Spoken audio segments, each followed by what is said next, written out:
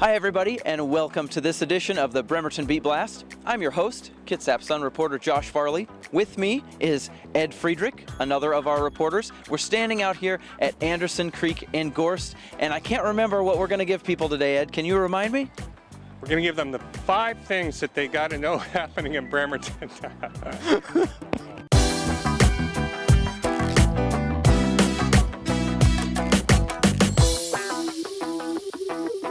Well, again, welcome to this edition of the Bremerton Beat Blast, brought to you by the Admiral Theater. We're standing out here at Anderson Creek, right off of Highway 16 in Gorst, and there's a major culvert replacement project happening, so it'll allow salmon to be able to spawn up this creek a little bit easier.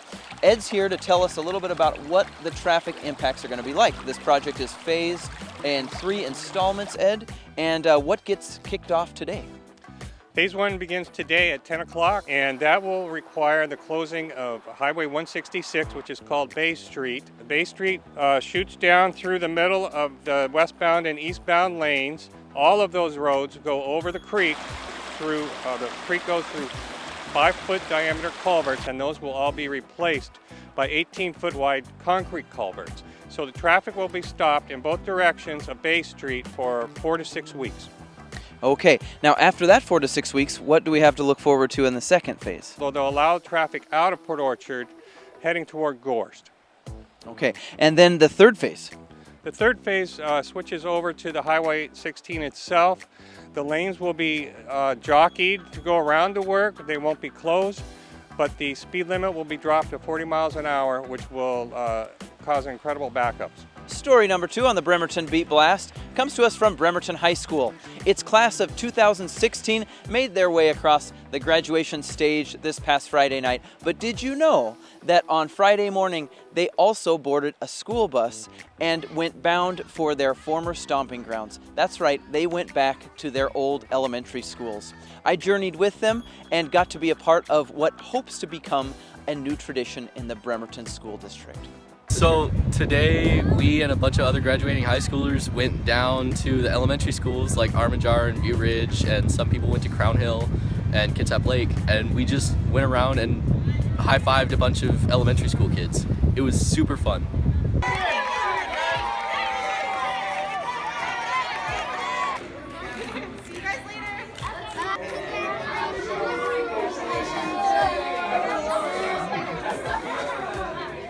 I think it's better for them to know earlier what college is and that it's an option and that they can keep going in their education. So when they see us in all these bright colors and caps and gowns and everything, they're like, oh my gosh, graduating high school. I noticed that they were going to be in college and they will be older and they will get a good job.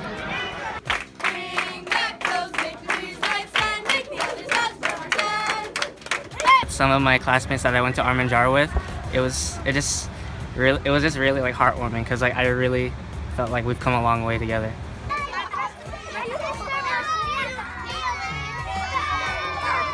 Story number 3. You may have seen at the corner of 15th and Thompson in West Bremerton that land has been cleared. Well, the developer doing it, Dwayne Patrick, did not clear his plans with the city of Bremerton before doing so. He says he didn't know he needed to. In Bremerton, you don't actually have to get a permit or have any regulatory requirements if you're just cutting down a tree that's on your property, close to your house, especially if it's a danger to your house.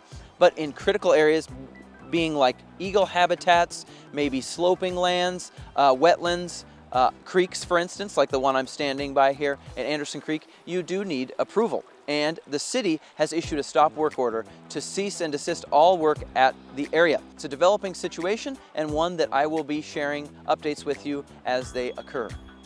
Story number 4 is from the Anderson Cove neighborhood. James and Lillian Walker Park is ready to be dedicated. This Friday at 3:30 p.m. there will be a public ceremony to dedicate the park to 2 of Bremerton's foremost civil rights pioneers.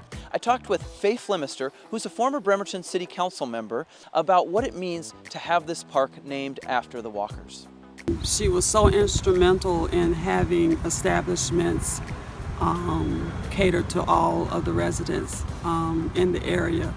And it was so profound that there was a great outpour of the park and support of having the park named after her. So this is a beautiful monument for her and her legacy that she left at Kitsap. And finally, story number 5 on our list this week is about Evergreen Upholstery. This is a shop that goes back to the 60s, but it was purchased by a developer named Dale Sperling and his business, One Build, which is out of Seattle. They want to put 48 apartments on the former site of the Night Shift Tavern and Evergreen Upholstery. On Tuesday, crews started dismantling the Evergreen Upholstery shop. And now I'm showing you some images of the demolition. That's going to do it for this edition of the Bremerton Beat Blast.